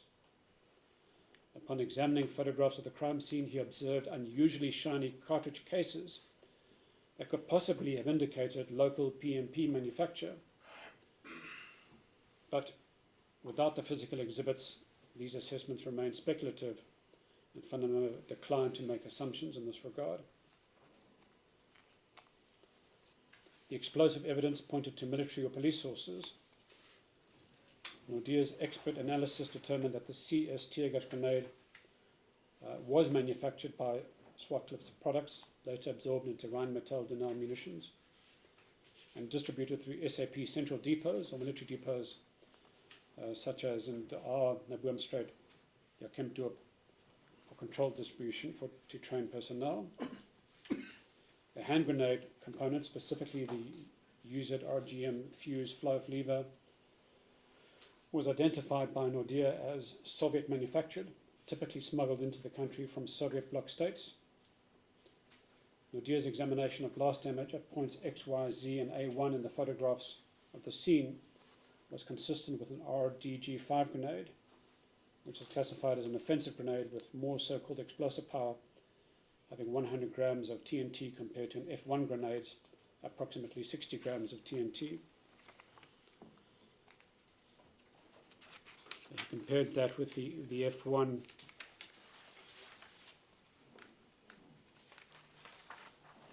based on the absence of large four gouges and the specific carbonization pattern left by the TNT. Moving on to other investigative lapses, the investigation into this massacre was characterized by a pattern of negligence that extended far beyond the initial crime scene failures that we have described. Captain Peterson, who inherited the investigation in August 2021, testified that the docket he received contained 76 statements. Many of these were copies, uncommissioned or unsigned, with statements at A2, A3, A4, A7, A8, A9, A10, A12, A13, A15, A16, A17, A18, and A49 among those lacking proper commissioning. The investigation diary revealed a disturbing pattern of instructions ignored and duties neglected, with multiple entries between June and August 1994 showing commanders instructing that an inquest docket be prepared, yet it was never completed despite assurances that statements were being typed. We will return to that aspect shortly. The mysterious interventions of various investigators reveal a pattern of not just gross incompetence but deliberate misdirection. Elson testified that Els had told him that SAP prevented him from fully investigating the Highgate Massacre and that a so-called covert SADF group known as the Hammer Unit was responsible. Elson provided Captain Peterson with names of alleged Hammer Unit members such as Morris and Fanny van Sale in February 2023, yet none of these so-called leads proved to be fruitful.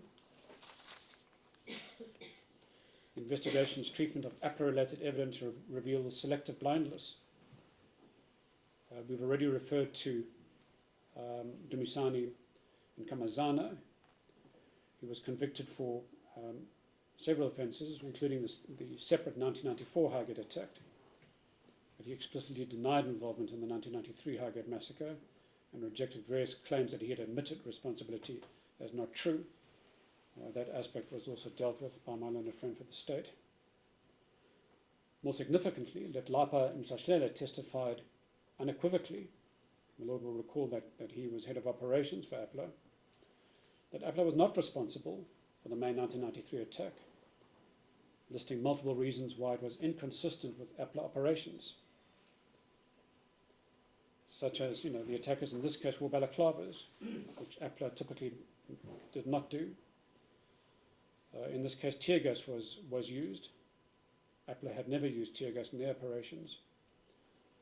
And the weapons used were not consistent with APLA's arsenal at the time.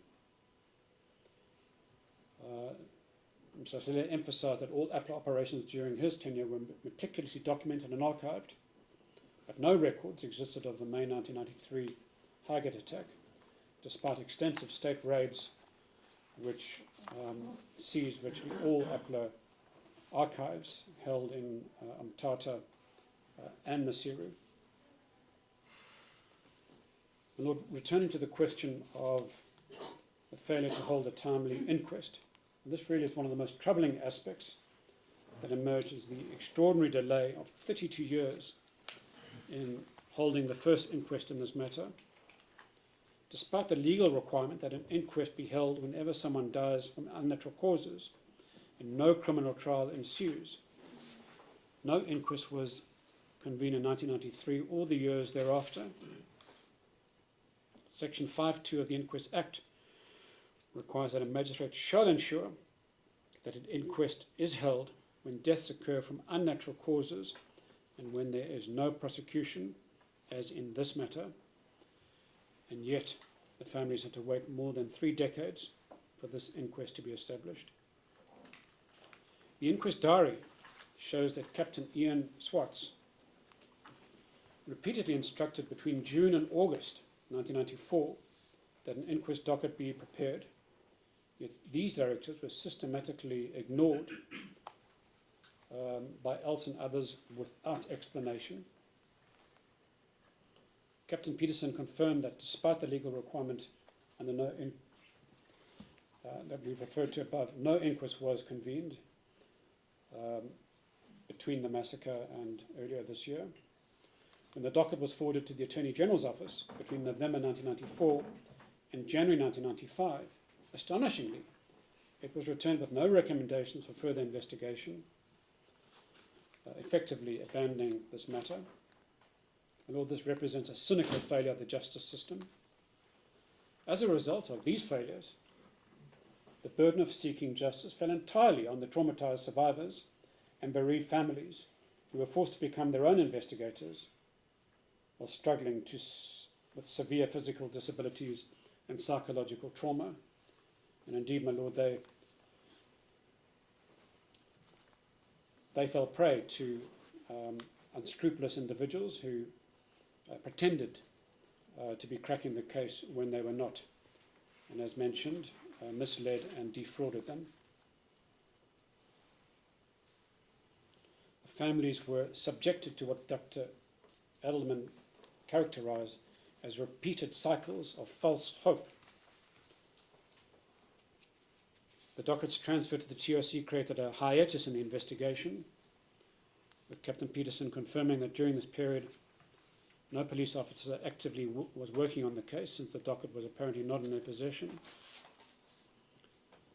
When Lieutenant Colonel Mashlangu queried in the investigation diary whether there was any evidence, and this query was made on 5th August 2014, Captain Ben Nell's response simply noted that it was a CATS inquiry and a TRC case without addressing the evidentiary question posed by Colonel Mashlangu.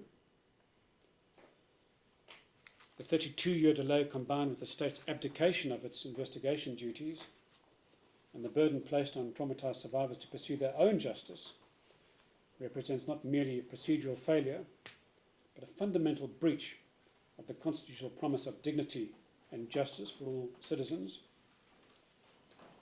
On this score, my Lord, the Supreme Court of Appeal, in the matter of Van Eerden versus Minister of Safety and Security, 2003, Volume 1, SA 389 SCA, Court held that the police have a legal duty to perform their functions properly, and that the negligent failure to do so causes harm that is actionable.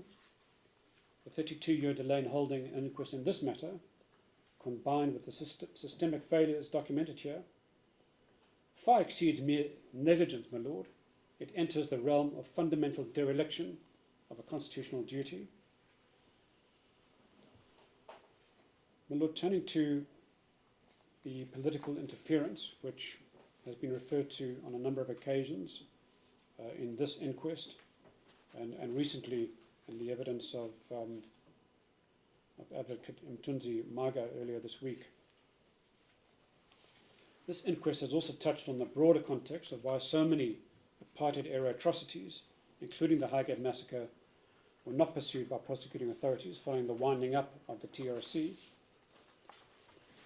Advocate Mthunzi Maga, a Special Director and Head of the Legal Affairs Division in the MPA, testified that between 2006 and 2009 he was based at the Priority Crimes Litigation Unit, the PCLU, working on the TRC cases, and more particularly he worked on the Highgate matter between 2006 and 2007. He confirmed that during these years the NPA had no investigative support and was unable to investigate the TRC cases, including the Highgate case. Nonetheless, he attempted to carry out informal or preliminary investigations, and he tried to get the case off the ground, even though he possessed no investigative powers and enjoyed none of the resources of the police. For Lord, it is unsurprising that he was unable to make any progress. The family's team placed on record that political interference in the work of the NPA brought a halt to the investigations of the TRC cases, at least between 2003 and 2010, when both the Directorate of Special Operations and the SAPS refused to investigate these so-called political cases, even though there were some of the most serious crimes involved, such as murders and massacres. And my Lord, that's an astonishing violation of the rule of law, that a whole class of cases is denied investigative support simply because they had the colour of being referred to as political cases from the past.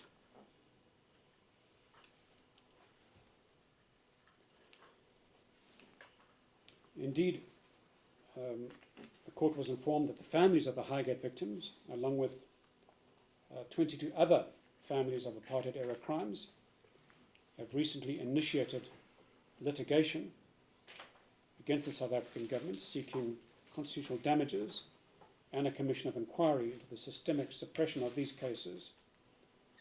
Lord, that's in the matter of Kalata and others versus the President and others, case number 5245/2025 in the Gauteng division.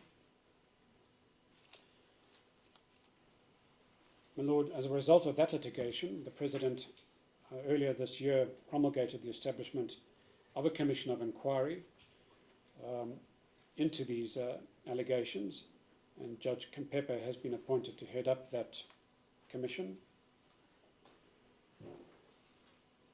Correspondence from this litigation was put up confirming that the NPA was denied investigative support during this period.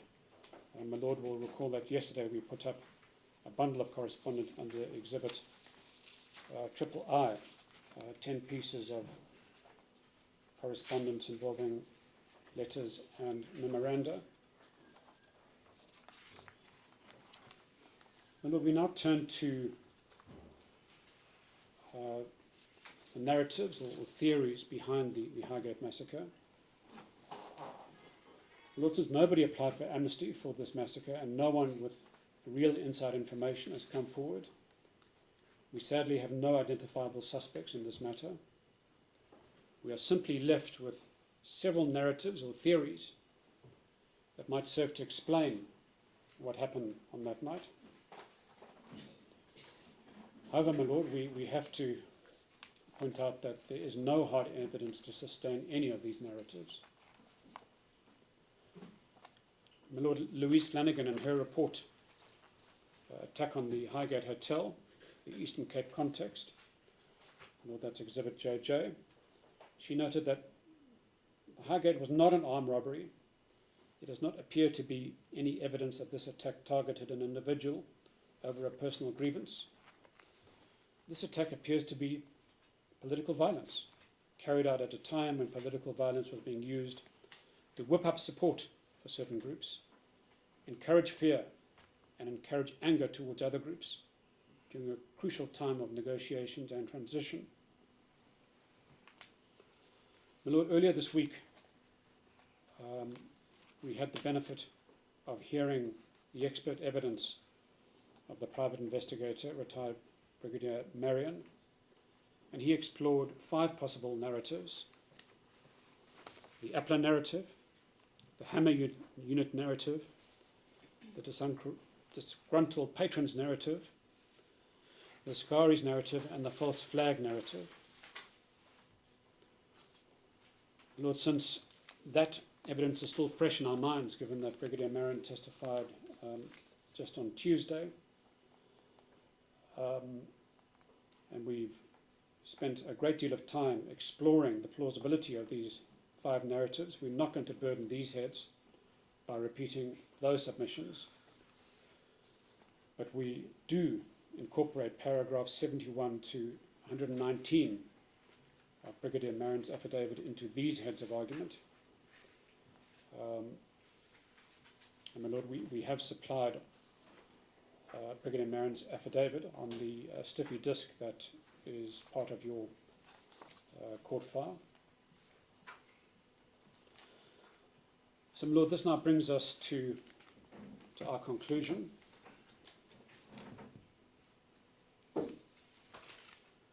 We are, my Lord, in a most regrettable situation where after some 5 weeks of hearings we are unable to recommend that the court make a finding against any particular person or persons in respect of the dastardly and senseless barbarism that was committed on the night of 1st of May 1993 at the Highgate Hotel. We are of the respectful view that this predicament stems in large part from the monumentally inept investigation into this matter. And Lord, it is a story of staggering incompetence. The families and survivors deserve at a minimum formal acknowledgement that the state failed in its duty to investigate these deaths, and that this failure has directly caused their 3 decades of suffering and hardship. As Brigadier Marion pointed out in his evidence, but for these blunders, this case may have been solved. The systematic nature of these failures, their timing, and their cumulative effect point towards the need of fundamental change in the approach to the investigation and prosecution of the cases from our past. The neglect, ineptitude, and political interference of the past must be replaced by a concerted effort to coherently and vigorously pursue the few remaining cases that can still be taken forward. And my Lord, we need hardly point out that the window of opportunity is fast closing. These cases took place in the early 1990s and the 1980s, and in some cases even the 1970s and earlier. Suspects and witnesses are elderly. Many are passing away at a frequent rate. And yet, my Lord, we don't always see a sense of urgency on the part of the authorities, and we would urge this court to impress upon the relevant authorities to tackle these cases with utmost speed and urgency before witnesses and suspects pass away and can never face justice. Lord, it is important for this honourable court to highlight the failures that denied truth and justice to the survivors and families. Doing so will not only validate their struggle, but will also point to the need to address those shortcomings to prevent such gross miscarriages of justice from taking place in the future. Consequently, the findings of this honourable court must reflect not just what happened on 1st May 1993, but what transpired since that day, which constitutes a continuing injustice that compounds the original atrocity. In this way, my Lord, this court can begin to restore a measure of dignity to those who have suffered in the shadow of institutional betrayal.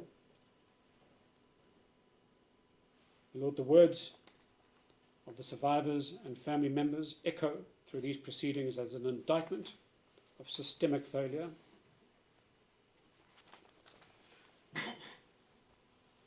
Dean Page testified that this inquest represents the last hope for justice and closure. Lord, I'm just going to take a swig of water. My throat's a little dry.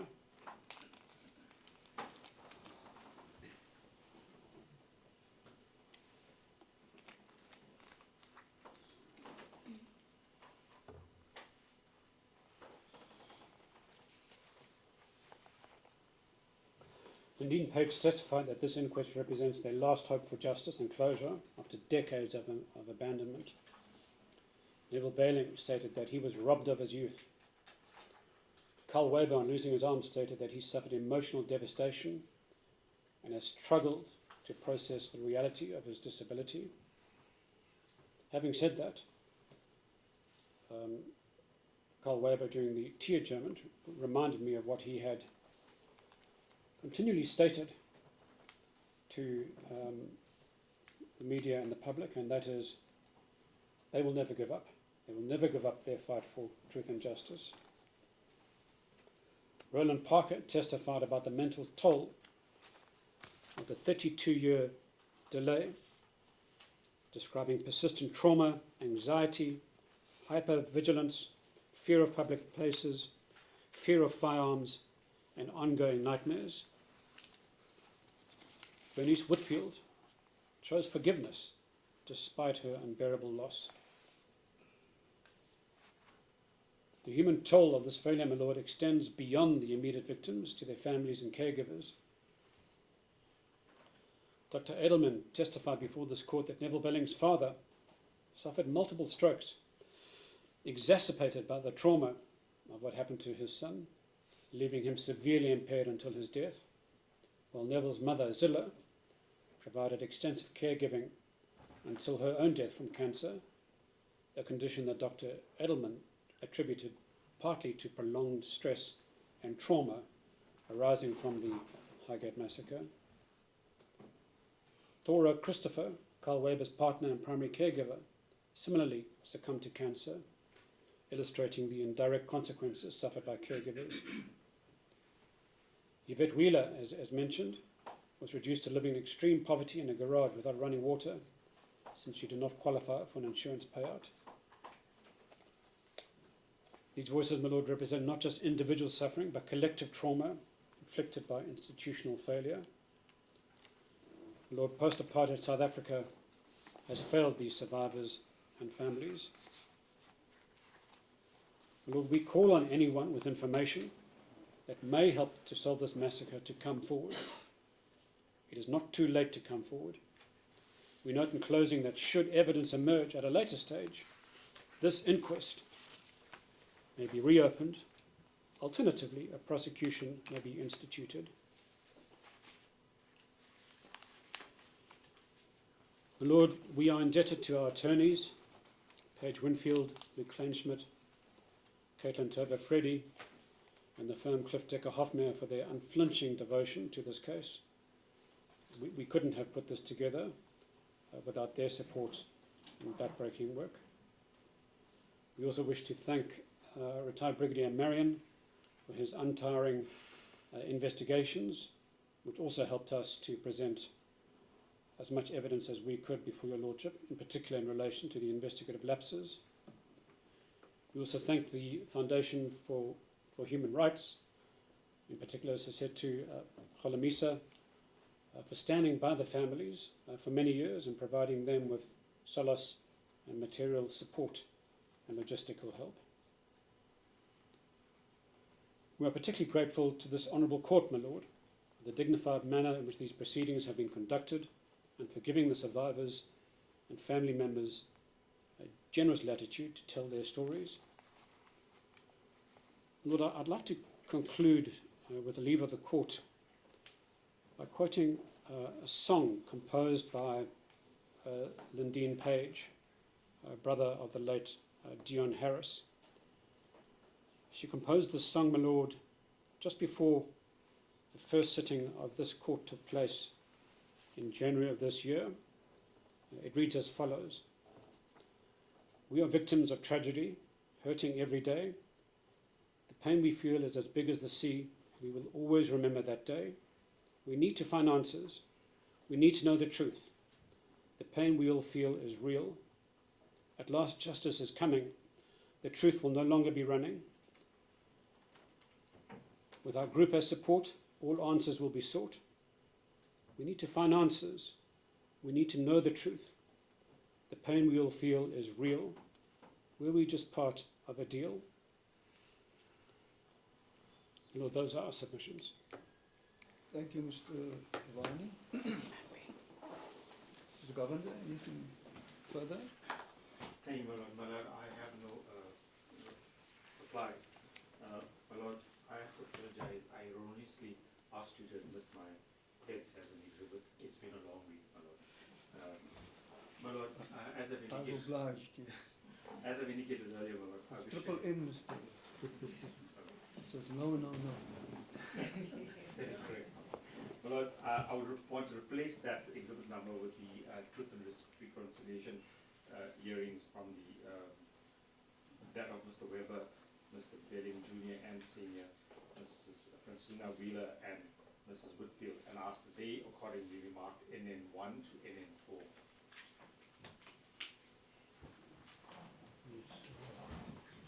Very well. Thank you, Mr. Carpenter. So these are the Human Rights Violations Committee transcripts, which are now exhibits triple N1 up to triple N4. On that note, let me thank Council for the illuminating closing arguments. I have explained to Council in Chambers what the logistics are with regard to delivering a judgment in this matter. I'm happy to indicate that we have found a date which would be suitable to do so, and I would therefore adjourn the proceedings for the purpose of delivering judgment to Monday, the 1st of December 2025, and we will commence a bit early at 9 o'clock to accommodate the other commitments of the court on that day and that week. On that note, I adjourn the proceedings. Court adjourned.